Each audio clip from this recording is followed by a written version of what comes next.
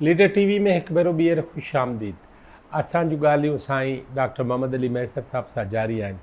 Doctor साहब, वक़्फ़े खां अवल मूं पुछो पए यूनिवर्सिटी ऑफ सिंध में या उन खां अवल साइंटिफिक माइंड्स जेके साइंसी दिमाग़ पढ़ण जो त मूंखे पोइ ॿुधायो, पर साम्हूं जेके इन पर्सन तव्हां ॾिठा जिन तव्हांखे वाक़ई मुतासिर कयो, उन्हनि ते जे ॻाल्हाए सघो। शख़्सी तौर ते जिन माण्हुनि सां मुंहिंजो लह विचड़ में हुयुसि यूनिवर्सिटीअ में, उन्हनि में डॉक्टर ममताज़ काज़ी साहब जेको हुयो उहो मुंहिंजो आइडियल हुयो। ऐं डॉक्टर साहब सां मां MSc में थीसिस जेको लिखियो उहो बि मां ममताज़ काज़ी साहब सां लिखियो। जो सुपरवाइज़र हो MSc में, पर BSc में काज़ी साहब असांजो ऑर्गेनिक केमिस्ट्री जो लेक्चर वठंदो हो, जेको मूंखे उन खां वधीक आसान तरीक़े सां ऑर्गेनिक केमिस्ट्री सेखारण वारो ॿियो कोई माण्हू हुते नज़र न आयो। उन खां अलावा ॿियो हिकिड़ो साहबु हुयो जेको लैंग्वेज राइट्स में पोइ हलियो वियो, रफ़ी मुस्तफ़ा। उहो केरु? रफ़ी मुस्तफ़ा उर्दू स्पीकिंग हुयो। न, पर उनजो नालो कॾहिं असां न ॿुधो। तव्हां न ॿुधो हुयो? शुरूअ में ई हलियो वियो हो। अच्छा। उहो हिंदुस्तान खां अचण खां पोइ उन्हीअ पंहिंजी MSc जेका आई सा असुल में फिज़िक्स में पहिरियों दाख़िला मिली हुयसि, केमिस्ट्रीअ में बि पोइ बाद में आयो, पर हुन जो वालिद साहबु ग़रीब हो, तंहिंजे करे हुन वञी MSc करण खां पोइ सेंट बोनावेंचर स्कूल में हुन वञी मास्तरी कई, साइंस जो टीचर। पर काज़ी मुमताज़ साहब जो कमाल इहो हो त हो परे खां सुञाणे वठंदो हो त हिन माण्हूअ में केतिरी सलाहियत आहे ऐं हे केतिरी हद ताईं पढ़ाए सघंदो ऐं पंहिंजी उहा मालूमात ट्रांसफ़र करे सघंदो स्टूडेंट्स खे। हुन ॾे मोकिलियो। इफ़्तिख़ार साहब बाद में डायरेक्टर थियो, उन्हीअ खे मोकिलियईं। उनजे ॿ टे दफ़ा उनखे चयईं, हुन चयो त रफ़ी साहब जे लाइ ॿ टे दफ़ा उनखे पाण चयऊं। इफ़्तिख़ार साहब हुनखे वठी आयो, उनखे मजबूर कयईं त तूं हिते लेक्चर थी, ऐं फाइनली हुन जॉइन कयो। हुन PhD कई क़ैनाडा मां, ऐं मां जंहिं महिल BSc जी आख़िरी साल में हो त PhD करे वापसि मोटी आयो। अच्छा। हा, उनजो बि उन माण्हूअ जो न रुॻी सिंध सां पर पंहिंजे साइंस सां एतिरो त गहरो तालुक़ु हुयो जो अञा ताईं उहो ईंदो आहे, मूंसां हुनजी मुलाक़ात थींदी आहे। हाणे सेटल थियल आहे। किथे? कैनेडा में। अच्छा। पर मूंखे हुनजो नंबर ॾियो न, मां इंटरव्यू कयां। मां तव्हांखे बिल्कुलु नंबर ॾींदुसि, इहो तव्हांखे ॾींदुसि। हा, पर हू सिंधी ॻाल्हाईंदो आहे, तव्हांखे ख़बर न पवंदी। मुंहिंजो प्रॉब्लम ई न आहे सिंधी, उर्दू, अंग्रेज़ी, गुजराती, मुंहिंजा इशू ई न आहिनि। पर ॿुधायांव थो, हा, त हू एडॉप्ट करे छॾियईं न। अॼु बि उतां ईंदो आहे, ऐं हाणे शाहूकार माण्हू आहे, उते हुन पंहिंजो बिज़नेस शुरू कयो आहे, पर उतां ईंदो आहे ऐं हिते हैदराबाद खां ॿाहिरि को स्कूल खोलियो अथऊं उते थर में। उते वञी हर साल जेका रक़म उते उहो कमाए थो, उनजो चङो ख़ासो हिसो उहो सिंध में ख़र्च थो करे। वाह वाह। ऐं इहो इन जे बावजूदि त लैंग्वेज राइट में हुनजे घर में छोकिरा दाख़िल थी, हुनजा कपिड़ा भॻऊं, ऐं हुननि खे इहो उन्हीअ जे करे ई त हितां छॾे हलियो वियो। पर उन खां पोइ बि मूंखे यादि आहे त हुनजो पहिरियों फर्ज़ंद जेको ॼाओ हो, मां वटि गाॾी हूंदी हुई ऐं मां लेक्चर थी चुको हुयो उन वक़्तु। मूंखे हुन चयो त मुंहिंजी घरवारीअ खे जेकॾहिं विम जा सूर थिया त असांखे वठी हलिजांइ। राति जो हुनखे थियो, मां हुनखे वठी अस्पताल में छॾे आयुसि। उन खां पोइ हुनखे पुटु ॼाओ। मूंखे हाणे अॻिए दफ़े गुज़िरियल सलाह आयो, मूंखे ॿुधायईं त मुंहिंजो पुटु जेको हो उनखे पुटु ॼाओ आहे, हिन जो पोटो।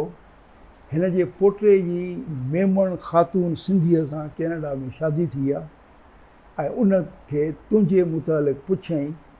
मुंहिंजी का तस्वीर हुन वटि वई त हे केरु आहे? उनखे मां चयो त हे तुंहिंजे पीउ जे ॼमण महिल तुंहिंजी जेका आहे ॾाॾी उनखे अस्पताल हे माण्हू वठी वियो। पर उनजो अञा ताईं सिंध सां एतिरो गहरो तालुक़ु आहे। मां उन खां काफ़ी इम्प्रेस हुयुसि ऐं अॼु ॾींहं ताईं आहियां। उहो साईं पढ़ियो किथे हो रफ़ी साहब? रफ़ी साहब सिंध यूनिवर्सिटीअ में। अच्छा। हा, इते पढ़ियो सेंट बोनावेंचर में पढ़ाई वरी पोइ लेक्चरर थी इते ई आयो पोइ PhD लाइ कैनेडा वियो अॼुकल्ह उते सेटल वापसि सिंधी यूनिवर्सिटी में वरी जॉइन कई। अच्छा तव्हां हुन सां आख़िरी दफ़ो कॾहिं मिलिया आहियो? मां हुन सां आख़िरी दफ़ो मिलियो आहियां गुज़िरियल साल हिते आयो। हा हिते आयो अच्छा अच्छा अच्छा अच्छा पोइ साइंसी तौरु हाणे कीअं आहे उहो? हा 80 खां उमिरि मथे अथसि। न साइंसी तौरु छा थो सोचे? साइंसी तौर ते हुनजो बि अंदाज़ फ़िक्र साॻियो ई आहे। जी हा हुन केतिरा उर्दूअ में किताब लिखिया आहिनि हैदराबाद ते। अच्छा 2 जेके मां पढ़िया आहिनि उहो हिकिड़े में त हुनजो पंहिंजो नंढपण जेको हुयो हिंदुस्तान में उन जे मुतलिक़ आहे। हो बुनियादी तौर ते पठान हो। उहो पठान जेके विया न शेरशाह सूरी ऐं इन्हनि सां महमूद गज़नवी वारनि सां उते वरी सेटल थी विया। पोइ उहे खान था सॾाए। बिल्कुलु। अच्छा हाणे रफ़ी साहब ॿियो ममताज़ काज़ी साहब। ॿियो ममताज़ काज़ी साहब। ममताज़ काज़ी साहब छा हो साईं? ममताज़ काज़ी साहब साईं किथों जो? ही असली नसरपुर जा। अच्छा हिते सिंध जे तख़्तगाह जा। जी हा ऐं मुंहिंजे अंदाज़े मुताबिक़ पहिरियों सिंधी हुयो जेको वापसि मोटण खां पोइ अलामा आया ऐं काज़ीअ जे ज़माने में डायरेक्टली प्रोफेसर इंड्यूस थियो। अच्छा केमिस्ट्रीअ में।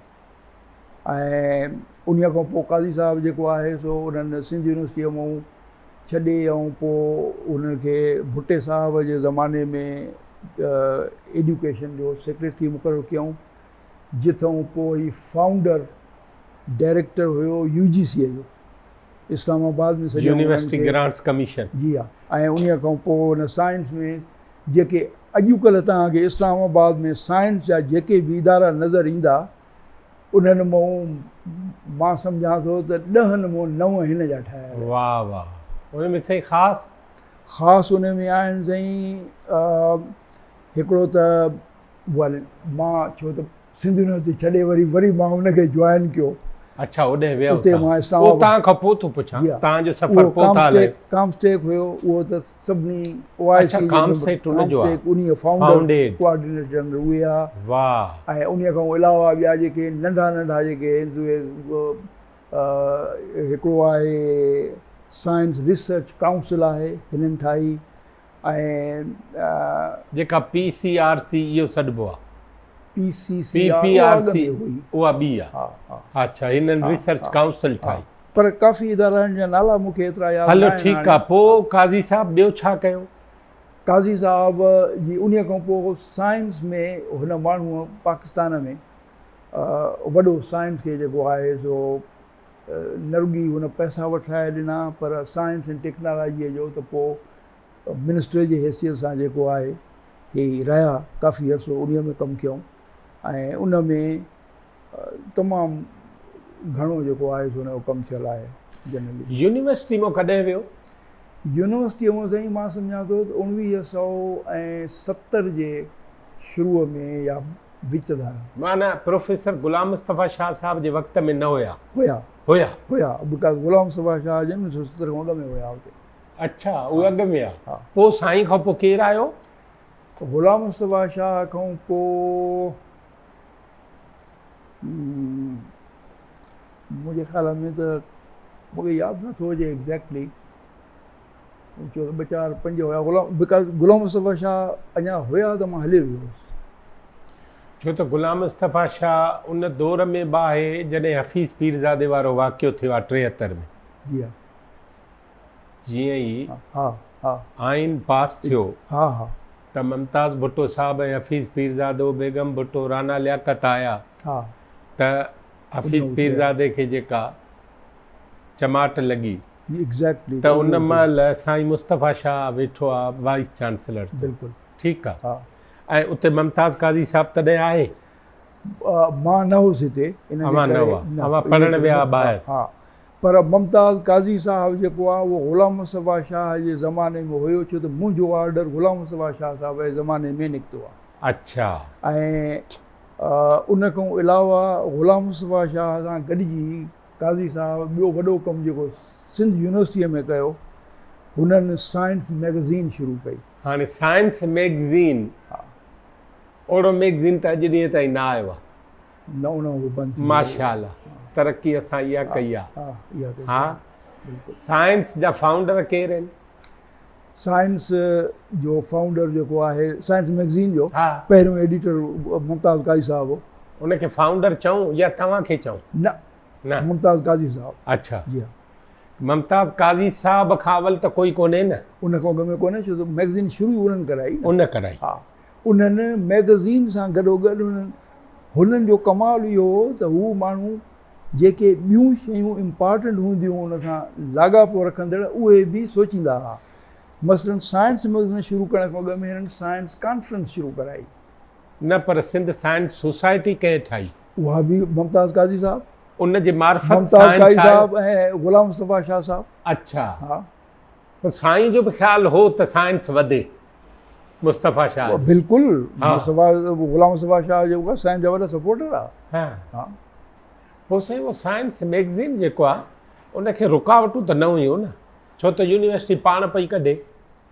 यूनिवर्सिटी पाण पई कढे, रुकावटूं हुन में बिल्कुलु क़तन कोन हुयूं। ऐं मां जंहिंमहिल साइंस मैगज़ीन छॾी आहे। अवां कॾहिं जॉइन कई आहे? मां साइंस मैगज़ीन मां इंग्लिस्तान खां मोटी आयो हुउसि कॾहिं? 1976 में। माना भुट्टे साहब जो आख़िरी साल आहे इहो? भुट्टे साहब जो आख़िरी साल आहे, पर मां उन खां कुझु बाद में ई मुंहिंजे ख़्याल में 77 में ग़ालिबन, मूंखे एग्जैक्टली यादि नथो अचे, उन वक़्तु जेका आहे साइंस मैगज़ीन जो मूंखे एडिटर कयूं। अवां कंहिंखां चार्ज वरिती? काज़ी साहब खां? न, काज़ी साहब त घणो अॻु में छॾे विया। पोइ उन खां पोइ केरु हो? मुंहिंजे ख़्याल में उन खां पोइ बाद में वॾल शाह साहब हो। सैयद वॾल शाह साहब। वॾल शाह साहब। पर मां जंहिं महिल वापसि आयो, माना साईं वॾल शाह बि मुमताज़ काज़ी खां जूनियर हो? हा हा बिल्कुलु, उहो स्टूडेंट हो काज़ी साहब जो। अच्छा, हा। वाह। वॾल शाह साहब नॉर्वे जॾहिं वियो आहे त मूंखे उन्हनि ख़त लिखियो त मां वापसीअ ते इंग्लिस्तान मां थींदो वेंदुसि, तो वटि ईंदुसि, मूंखे वठणु अचिजांइ। मां वॾल शाह साहब खे वठणु एयरपोर्ट ते वियुसि। एयरपोर्ट ते फ्लाइट अचे वई, पर उन में वॾल शाह साहब न लथो। उन ज़माने फ़ोन त हूंदी कान्हे, असांखे ख़बर ई कान्हे त छा वही वापरी चुको आहे। मां वञी उते पुछा कई, जेका हुनजी इंफॉर्मेशन जी डेस्क हुई, उन्हनि चयो त हीअ एयरलाइन जेका आहे हेठि उन जो बेसमेंट में किथे उन जी ऑफिस आहे, उते वञी पुछा कर, उहे तोखे लिस्ट ॾेखारींदा त हे उन में माण्हू हुयो या न हो। मां वञी ॻोल्हे उहा लधी, उन्हनि खां पुछा कयमि, उन्हनि चयो त हिन जो नालो आहे ई कोन फ्लाइट में। मां राति जो 12 बजे बस पकिड़े वापसि अची पंहिंजे हॉस्टल में पहुतुसि। ॿिए ॾींहं ते मूंखे कंहिं फ़ोन करे ॿुधायो त वॾल शाह साहब जी वफ़ात करे विया। छा थियो? इहो त उन वक़्तु ख़बर कान्हे ई, पर बाद में ख़बर पई। ऐं एग्ज़ैक्ट इहो कहिड़ो ॾींहुं आहे जॾहिं तव्हां वटि अचणा आहिनि? इहो मूंखे यादि कोन हो। न, साल कहिड़ो आहे? साल इहो आहे 1900 ऐं मां डेट्स जे मामले में जेको आहे सो काफ़ी कमज़ोर आहे मुंहिंजो ज़हनी तौर ते, मूंखे। पर तव्हां उते पढ़ो था न? मां उते पढ़ां थो, मां सां थो चयो त 75 हूंदो। हा हा। पोइ उहो उनजो आख़िर में हाणे पोइ आख़िर फाइंडिंग्स कहिड़ियूं बीठियूं साईं वॾल शाह जे मरी वञण जो? यानी साईं वॾल शाह जे मुतालिक़ त उनजी वफ़ात छा थियो? हाउ डिमाइस रिपोर्ट जेका आई उहा इहा हुई त हीअ मैसिव हार्ट अटैक। ओके। ऐं हुननि खे सुबुह जो अचिणो हो, राति जो हुनखे मैसिव हार्ट अटैक एॾी शदीद, अकेलो कमरे में आहे, सो एतिरी शदीद हुनखे हार्ट अटैक थी आहे जो ॿुधियूं ॻाल्हियूं आहिनि। हा हा हा, त उहे माण्हुनि जो चवणु इहो आहे, उतां जो जिन ॿुधायो त पोइ हू बिस्तरे तां लही कोशिशि कई अथऊं दरवाज़े खोलण जी, ओसी ताईं रिड़की अचण जी, पर हुननि खे एतिरी मोहलत न मिली। Massive heart attack. उनजी साईं कंट्रीब्यूशन छा आहे? साईं वॾल शाह जी वॾी कंट्रीब्यूशन आहे। मुंहिंजो अंदाज़ो इहो आहे त जेकॾहिं वॾल शाह साहिब जन जो ईअं हादसो न थिए हा त मूंखे पुख़्तो यकीन आहे त सिंध यूनिवर्सिटीअ जो वाइस चांसलर थिए हा। ऐं सिंध यूनिवर्सिटी जे वाइस चांसलर थियण खां पोइ सिंध यूनिवर्सिटीअ जी बर्बादी जेका बाद में थी, उन्हीअ खे घटि में घटि इन रफ़्तार सां जेको आहे सो उहा कोन थिए हा बर्बादु। माना हिन जे अचण सां फेस ॿियो हुजे। बिल्कुलु फेस ॿियो हुजे हा। वॾेर शाह हिकिड़ो क़ाबिल माण्हू हो ऐं वॾेर शाह साहिब जिन जी साइंस सां ख़ुशूसनि जेको हुननि जो लॻाव हुयो उन्हीअ जे करे सिंध यूनिवर्सिटी वाइस चांसलर थियण सां सिंध यूनिवर्सिटीअ में साइंस जो घटि में घटि वधीक उन्हीअ खे सहारो मिले हा वॾेर शाह साहिब जी सूरत में। किथां इनखे साइंस जो लॻो इश्क? कॾहिं तव्हां सां कचहरी केमिस्ट्री मूंसां घणी कचहरी हुननि जी थींदी हुई जंहिंमहिल यूनिवर्सिटीअ में हूंदा हुआसीं। ऐं हक़ीक़त इहा अथव त सिंध में तव्हां ॾिसंदव कॉलेजनि में बि तव्हां वञो तव्हांखे मैक्सिमम प्रोफेसर इन दौर में केमिस्ट्रीअ जा मिलंदा। ऐं बानीकार हिननि सभिनी जो जेको हुयो असली लीडर अॻुवाण जेको हो ममताज़ काज़ी साहिबु। वाह वाह। ममताज़ काज़ी साहिबु न रुॻी केमिस्ट्री डिपार्टमेंट इस्टेब्लिश कई पर केमिस्ट्रीअ में हो एतिरो त स्ट्रांग माण्हू हुयो जो कहिड़ो बि वाइस चांसलर हुजे फंड्स जेके हुया मैक्सिमम केमिस्ट्रीअ खे ई मिलंदा हुआ। ऐं तव्हां ॾिसो त शुरूअ में PhD जेका आहे उहा इंस्टीट्यूट ऑफ केमिस्ट्री में शुरू थी। ॿियनि कंहिं बि डिपार्टमेंट में PhD कोन ॾींदा हुआ। ऐं उहा बि इन्हीअ जे करे थियो छो त ममताज़ काज़ी साहिबु उन्हनि खे गाइड कंदो हो ऐं हुन उहे माण्हू गॾु कया। मुमताज़ काज़ी साहिबु हुयो, वॾल शाह साहिबु हुयो ऐं ॿिया जेके बि माण्हू हुया इहे सभु स्टूडेंट्स काज़ी साहिब जा अथव। ॿिया कहिड़ा नाला खणो त भला रिकॉर्ड ते अचनि। ॿिया जेके यानी बाद में जिन जिन उतां PhD सिंध यूनिवर्सिटीअ मां कयूं उहे मूंखे यादि अचनि था। भुट्टो साहिबु हुयो हिकिड़ो लाड़काणे में जेको बाद में प्रोफेसर थियो। ऐं ॿिया जेके हुयासीं शरीफ़ मेमोन साहिबु हो ऐं साईं खे चवां ट्रगड़ साहिबु हो शम्स ट्रगड़ ऐं दाऊद पोटो हो हिकिड़ो उहो। पर इहे सभई ऐं इहे इन जा स्टूडेंट जेके हुआ हिते PhD कराइण खां पोइ काज़ी साहिब खे इहा ख़बर हुई त PhD लेबॉरेटरीअ में ख़ाली बीही ऐं केमिकल्स मिलाइण सां कोन थींदी आहे पर ज़हन जी परवरिश जेका आहे उहे मुआशरा बि कंदा आहिनि।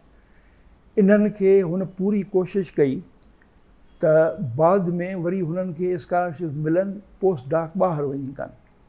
मूंखे यादि आहे त काज़ी साहिबु इंग्लिस्तान में आयो उते मां वटि बि आयो यूनिवर्सिटीअ में ऐं उते असां सभिनी गॾिजी काज़ी साहिब खे चयो त शाम जो मानी असां गॾिजी खाईंदासीं। उते सभु हिन जा स्टूडेंट जेके हुया गॾिजी उते जमा थियासीं। ऐं काज़ी साहिबु हर एक जे उहो जेको चवंदा आहिनि रग रेशे खां वाक़ुफ़ु हूंदो हो। सो उते विम्पी हिकिड़ी असांखे मिलंदा 50 पाउंड महीने में स्कॉलरशिप। सभिनी असां कंट्रीब्यूट करे विम्पीअ में वियासीं। उते असां बानी ऑर्डर कई। उते काई साहिबु जेको आहे सो हूअं त रिज़र्व हूंदा हुआ। सभई स्टूडेंट जेके आहिनि ॿाहिरि विरांडे में निकिरंदा हुआ त असां भॼी वेंदा हुआसीं। इंस्टीट्यूट ऑफ केमिस्ट्री में जॾहिं डायरेक्टर हो त ख़बर डिसिप्लिन जो माण्हू हो। डिसिप्लिन जो माण्हू हो।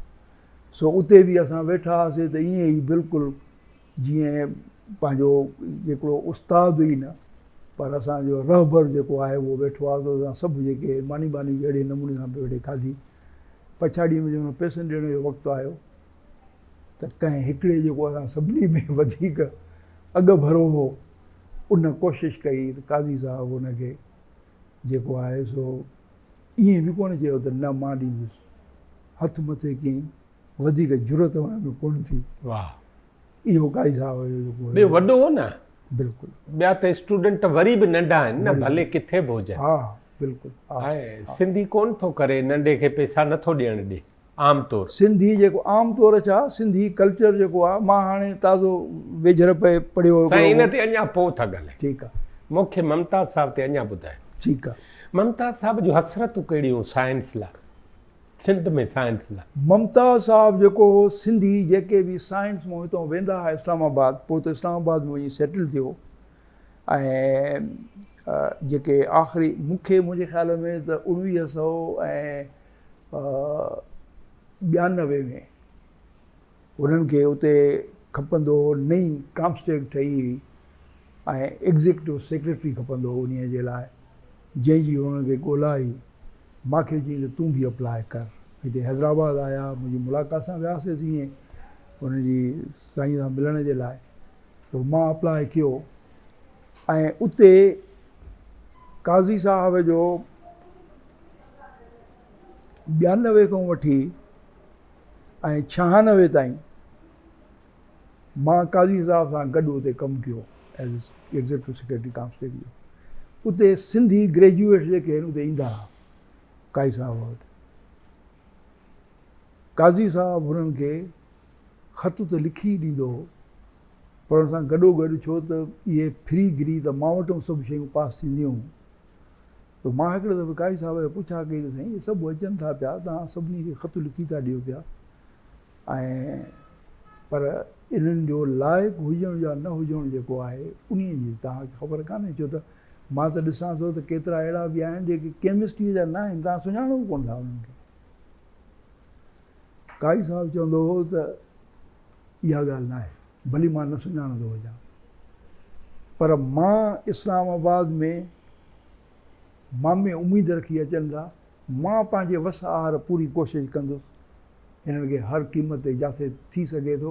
ऐं जेके सिंधी तव्हांखे इस्लामाबाद में सेटल थियल नज़र ईंदा साइंस वारा, उहे काज़ी साहब जे ई हो पंहिंजे ज़ात में कंजूस हो, सखी हो, या नॉर्मल माण्हू हो, या हू पंहिंजे रवैये में सख़्तगीर हो, ॿियूं तबियतूं ॿिया मिज़ाज हुनजा शौक़ कहिड़ा हुआ? इंतिहाई सखी पर फ़क़ीर माण्हू। अच्छा, तवक्कली हो, फ़क़ीर माण्हू इन लिहाज़ खां तव्हां अंदाज़ो लॻायो त जंहिं महिल काज़ी साहब कोऑर्डिनेटर जनरल हुयो, कोऑर्डिनेटर जनरल मिनिस्ट्रियल पोस्ट ही, directly responsible to the president, ऐं जेके 57 मुल्क हुआ OIC जा, काज़ी साहब उतां शाम जो जंहिं ॾींहुं छॾियईं पिए मूंखे चार्ज ॾिनई, हाणे शाम जो उन वक़्तु 4 थिया, मां वञी वेठुसि काज़ी साहब वटि, त हाणे 5 बजे जो टाइम हूंदो हो त हाणे वञण वारा आहिनि, सो पंहिंजो फर्ज़ंद बि हिन जो उते वेठो हो हिकिड़ो। जंहिं महिल 5 खे टाइम वेझो आयो त मां काज़ी साहब खे चयो त साईं गाॾी हुनखे चवां त लॻाए तव्हांजे वञण जे लाइ, त मूंखे ऑलमोस्ट धड़के सां मूंखे चयईं त छो लॻाए गाॾी, 5 बजे मुंहिंजो टाइम पूरो थियो, गाॾी मुंहिंजे हक़ में न आहे, मां पुट खे घुरायो आहे, गाॾी काहे आयो मां हुन सां वेंदुसि। यानी इहा हुई हुनजी जेका ई सा फितरत जेका ही सोच। महिनत केतिरी कंदा? ओ दिस इज़ मां कॾहिं बि हुन वटि फाइल जेको आहे रुकंदे न ॾिठो, यानी रुकंदे न ॾिठो जो मक़सदु इहो न आहे ॾींहुं सॼो कलाक बि न वियो, उन खां पोइ निकितो। पर तव्हांखे ॿी काज़ी साहब जी ॿी मज़े जी ॻाल्हि ॿुधायां त काज़ी साहब ऐं महबूबुल हक़ इहे 2 माण्हू हुआ जिन गवर्नमेंट खे पेश कयो त जेके बि पाकिस्तान में PhD उनखे PhD अलाउंस मिलणु घुरिजे। पछाड़ी गवर्नमेंट 5000 रुपया PhD अलाउंस मंज़ूर कयो। सॼे पाकिस्तान में हर PhD खे 5000 मिलिया, न मिलिया त हिननि 2 खे न मिलिया, मुमताज़ काज़ीअ खे ऐं महबूबुल हक़ खे। तव्हां ख़बर आहे छो? छो? दे रिफ्यूज़। हुननि जो चवणु हो त समरी असां मूव कई आहे, हा, क्लैश ऑफ इंट्रस्ट, नेपोटिज्म, तंहिंजे करे असांखे हक़ु नथो पहुचे त असां वठूं। पछाड़ी ताईं काज़ी साहब खे उहा न मिली। Mover should not get benefit. Exactly. ऐं उन्हनि जा जेके स्टैंडर्ड्स हुया न एतिरा हाई हूंदा हुआ। अच्छा, उन खां पोइ ही फेलो हुया पाकिस्तान अकेडमी ऑफ साइंसिस जा। कामस्टेक में जंहिं ॾींहुं छॾियऊं, मरण घड़ीअ ताईं वापसि क़दम न रखियऊं, पर असां टेनेंट्स हूंदा हुआसीं पाकिस्तान अकेडमी ऑफ साइंसिस जा। हे मथे उते हिन खां बि डिघो कमिरो हूंदो, उते डिघीअ टेबल जे हेठि ते वेहंदा, ऐं अताउर रहमान साहब उहो कोऑर्डिनेटर जनरल थियो काज़ी साहब खां पोइ। मूंखे अताउर रहमान साहब चयो त काज़ी साहब खे मां ॿुधो आहे त टेलीफोन कान्हे कमरे में, तो हुनखे न चयो त टेलीफोन कामस्टे खां असां तोखे ॾींदासीं। मां चयो मां हुनजो स्टूडेंट आहियां, मूंखे इनकार कयो। जेकॾहिं तव्हां में हिमत आहे त हलो त गॾिजी था हलूं, तव्हां मञायोसि त मां ईंदड़ 10 मिंटनि में टेलीफोन काई साहब जे कमरे में लॻंदो। वियासीं, काज़ी साहब डिघीअ टेबल ते आख़िरी कुंड ते वेठो, असां ॿई वञी वेठासीं। काज़ी साहब खे पंहिंजो जेका ख़ुशामद बरामद थींदी आहे करिणो, मुतावर साहब चयो त डॉक्टर साहब आप टेलीफोन आपके पास नहीं है, यहाँ पर टेलीफोन हम कामस्टेक में हमारे पास एक्सचेंज है, हम वहाँ से टेलीफोन की लाइन देना चाहते हैं। काज़ी साहब हुनखे ॾिसी चयो त नहीं, कामस्टेक के ऊपर मेरा कोई हक नहीं बनता, मैं टेलीफोन नहीं लूँगा। That was the level of हुननि जी जेका सोच है जी। किताब कहिड़नि माण्हुनि में मुतासिर हो आलमी तौर ते? काज़ी साहब पाण काफ़ी किताब साइंस ते लिखिया आहिनि, ख़ुसूसन मज़हब ते बि। साइंस ऐं मज़हब जे उन महराज ते जेको आहे उन्हनि किताब बि लिखिया आहिनि।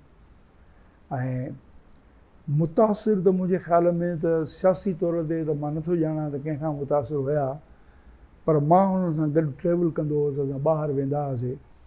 ऐं कॾहिं कॾहिं मूंखे हैरत थींदी, हिकिड़ो दफ़ो सऊदी अरब में मीटिंग हुई एग्ज़ीक्यूटिव कमेटीअ जी, उन्हीअ में सऊदी मिनिस्टर जेको साइंस एंड टेक्नोलॉजीअ जो, उन्हीअ सुबुह जो जीअं मीटिंग शुरू थी त कंहिं हिकिड़े एजेंडा आइटम ते बहस थियो। उन ते हो सफ़ा बिल्कुलु जंहिं नमूने सां हुन जंहिं सख़्तीअ सां पेश कयो ऐं ॻाल्हियूं कयूं, उन्हीअ मूंखे लॻो त ॻाल्हि बिगड़ी वेंदी। जंहिं ॿिए सेशन में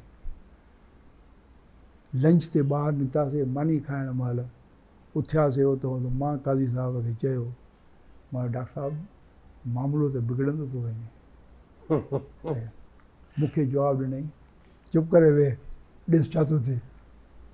ऐं उन्हीअ खां पोइ जंहिंमहिल शाम जो थी, 5 मिंटनि जे अंदरि अंदरि जेको काज़ी साहब गुफ़्तार कई, उन्हीअ में सभु चुप थी विया।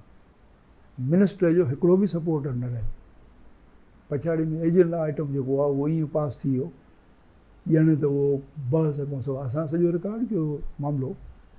पर बहरहाल काज़ी साहब जी जेका हूंदी हुई, उहा जेका उन्हनि जी ॾाहप ऐं उन्हनि जी जेका ॿाहिरिनि मुल्कनि में वञण खां पोइ जेको हुनजो उते उन्हनि माण्हुनि सां बि जेको रवैयो हूंदो हो ऐं उहो दोस्ती यारी जेको कुझु बि हुयो, उहो तो मां सम्झां थो त सिंध जी साइंस में मुमताज़ काज़ी साहब जहिड़ा माण्हू जेके आहिनि, उहे शायदि घटि में घटि मुंहिंजे ज़िंदगीअ में त पैदा कोन थींदा। न रुॻी साइंस जो ॼाणूं, पर अख़लाक़ी तौर ते ईमानदारीअ जे नुक़्ते नज़ारा खां बिल्कुलु अहिड़ो साफ़ जहिड़ो शीशो। वाह साईं, हिकिड़ी नंढड़ी साई वठूं। नाज़रीन, असां जूं ॻाल्हियूं डॉक्टर मोहम्मद अली महसर साहब सां जारी आहिनि। अञा त हुनजी ज़ात ते असां आया ई न आहियूं, हुनजी पंहिंजी मणिया ते ॻाल्हायो ई कोन्हे। फ़िलहालु असीं चाहियूं था सिंध में जेके मणियादार ॿिया माण्हू साईं जे ज़हन में रहिया, साईं जे चौधारी रहिया, साईं जिन खां सिखियो, साईं जिन खे सेखारियो, असां सां गॾु रहिजो।